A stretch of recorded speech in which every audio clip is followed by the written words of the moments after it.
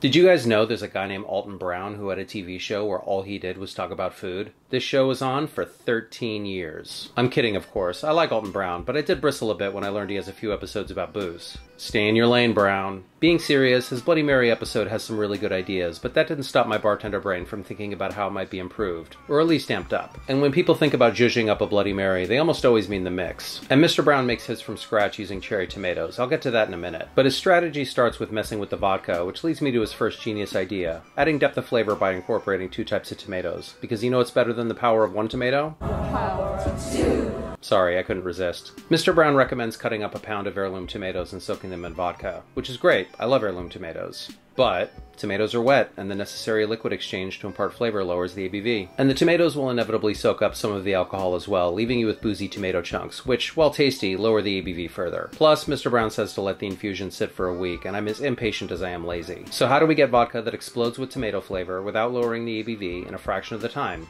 It finally hit me. To make this painfully simple concoction, you'll need 2 ingredients. Heirloom tomatoes, of course, and Everclear. And not the toothless 60% stuff that's common these days. You want the 95% 190 proof variety. To make this, we'll need tomato water, which is typically made by blending tomatoes and straining through a coffee filter for a few hours, possibly overnight. But that's still too much time. Instead, I'm going to steal a technique pioneered by celebrity chef Michael Voltaggio.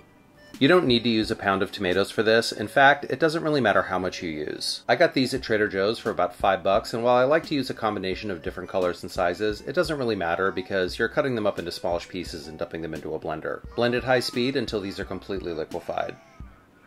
Pour the tomato puree into a pot over medium heat and bring to a light simmer, almost a boil. This will cause the solids to coagulate and the liquid to break. Remove from heat and strain through a coffee filter. Mr. Voltaggio created this technique on the competitive cooking circuit, wanting to utilize tomato water as an ingredient but needing it in a hurry. As you can see, it works like an absolute charm. Bottle, label, and date. Last, combine a measure of your tomato water with an equal measure of Everclear. The final product still had some tomato solids, so I ran it through a coffee filter a second time, and that did the trick. See, vodka's diluted with water before it's bottled, and most over-the-counter vodka is 40% alcohol by volume, which makes it 60% water. But by combining tomato water with 95% grain alcohol in equal parts, you get vodka that's 48% alcohol by volume, whose dilution is made up entirely of tomato water. And while I haven't tested it, it should keep for a very, very long time. It smells like tomatoes. Yup. I'm not the biggest vodka drinker, but if memory serves, this is a little hotter, probably because I started with Everclear. But the flavor here is outrageous. It might be the most natural tasting flavored vodka I've ever had, if you want to call it that. And that leads us to Bloody Mix. Mr. Brown blends cherry tomatoes with Worcestershire sauce, lemon juice, Tabasco, and salt. And his recipe is fundamentally sound, like Tim Duncan. But once you're familiar with it, it's kind of boring. Also like Tim Duncan. So I twiddled a few knobs, attached some bells and whistles, and I'm quite satisfied with the results. Here's what I did. To your blender, add half a teaspoon of whole black peppercorns, a teaspoon of whole coriander, and blend on high. Now, a blender with blades protruding from the bottom, such as a Vitamix, will make quick work of this. The blades on Mr. Ninja here come out from the side, so it isn't ideal, but it's still doing an adequate job. But if you're shopping for a blender, try for one with blades protruding from the bottom. Once your spice is more or less vaporized, add a pound of cherry tomatoes that you've weighed beforehand, 1 teaspoon of Tabasco, 2 ounces of fresh lemon juice, an ounce and a half of Worcestershire, 5 big twists of salt, or if you prefer celery salt, and my favorite not-so-secret ingredient, cucumber. You want 4 ounces by volume, which is about the size of one of these Persian minis. Blend on high for a minute and a half. Now once this is finished blending, flavor-wise it will be there, but it is a little thick for my taste, so get your strainer back out, dump the entire batch in, and push it through with a muddler. And there's no need to be gentle, you do want a little roughage. If you like to chew your Bloody Marys, skip this step.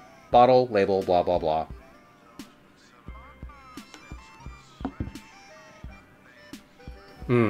The final product is fresh and spicy, with a little kick from the Tabasco. This is a garden in a glass, and it should last about a week in the fridge. And I stand by that final step of straining the mix before using. In my opinion, the recipe is prescribed as too thick. But if any browniacs out there want to tell me what I did wrong, I'm all ears. But I might just need a Vitamix. If anyone out there wants to buy me a Vitamix, hit me up. Now before we build this, Mr. Brown has one more genius contribution. Ever had a Bloody Mary that was watery and nasty because it sat for a little too long? Make cubes out of the Bloody Mix. Seriously, why haven't we been doing this the whole time? Fill a Collins glass with your bougie cubes, add 1.5 to 2 ounces of tomato vodka, top with Bloody Mix, and garnish as you see fit. As for me, I'm fine with a single fatty olive. As you can see, I'm something of a minimalist when it comes to garnishing these things.